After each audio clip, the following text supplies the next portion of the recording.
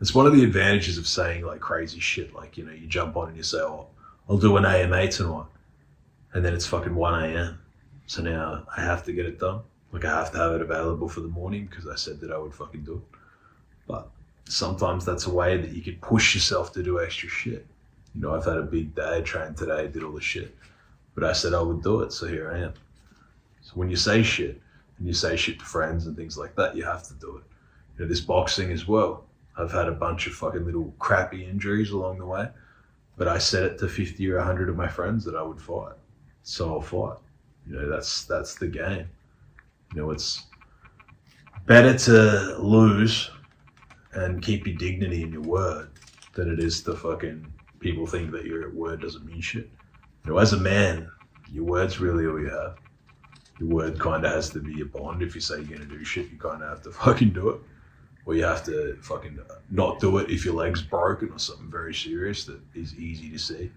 You can't just have a sore neck or a sore back and be like, no, I'm just going to pull out. Because now everyone thinks that you're a fucking pussy and that you don't stand for shit. You know, that all it takes to knock you off kilter is something fucking minor. So you have to do shit that you say you're going to do. That's the game. And every time you do shit that, you know, you say you do it, builds your substance, but also like, you know, your inner strength and your inner dialogue. It builds it further along.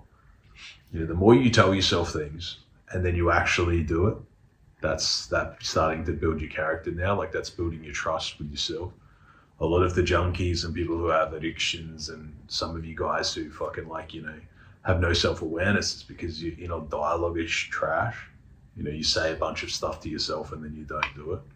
Junkies will say shit like, oh, I'll never do drugs again, all this crap. And then they just consistently break their word to themselves to a point where they don't even trust themselves anymore.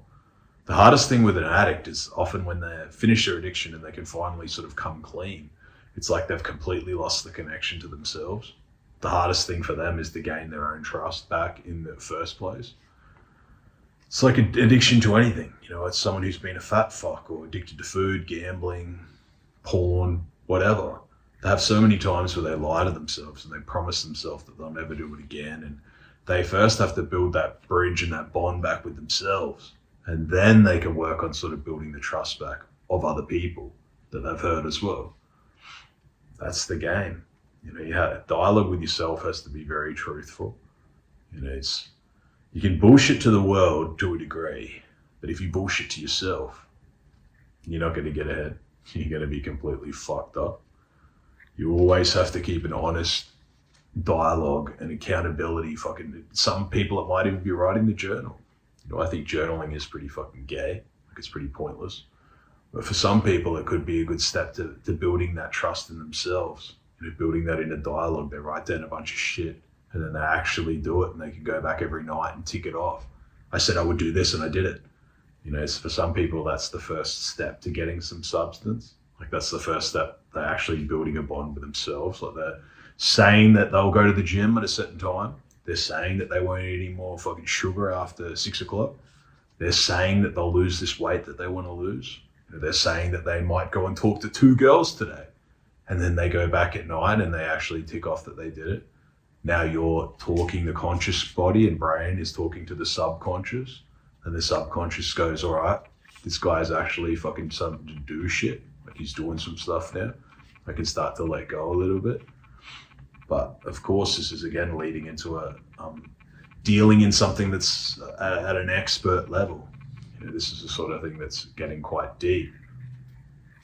And some people would say that that's woo-woo, but it's so obviously not. You know, there's really 2 consciousnesses that fucking everyone must know. You've got your conscious now where you're walking around and you're perfectly alert and everything's fucking normal. And then you've got your subconscious, which is the thing that happens when you're asleep. And it sort of has its own frame of who you are. So you have your frame on the outside that you sort of give to the world and things like that. But your subconscious is the one that knows like who you fucking really are. Like it's the no bullshit one. It's the one that you're not aware of. Like it's the one that pretty much looks out for you and resets everything back to how it is when you go to sleep. It's the one that you have to win over. You know, if you want to fucking like become something, because it's the boss essentially. This like frame that I'm putting out now, it's only who I am that got to be a massive success because it's congruent with my other frame. I started living a life that was congruent.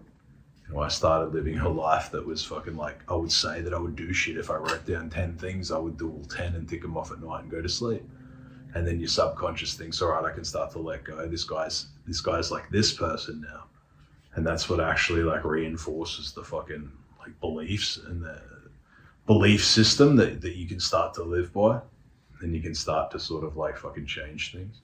Some of you, it would be the best thing that you ever did if you just wrote down a list of things to do, and they can start small and you actually fucking do them. That's a massive thing.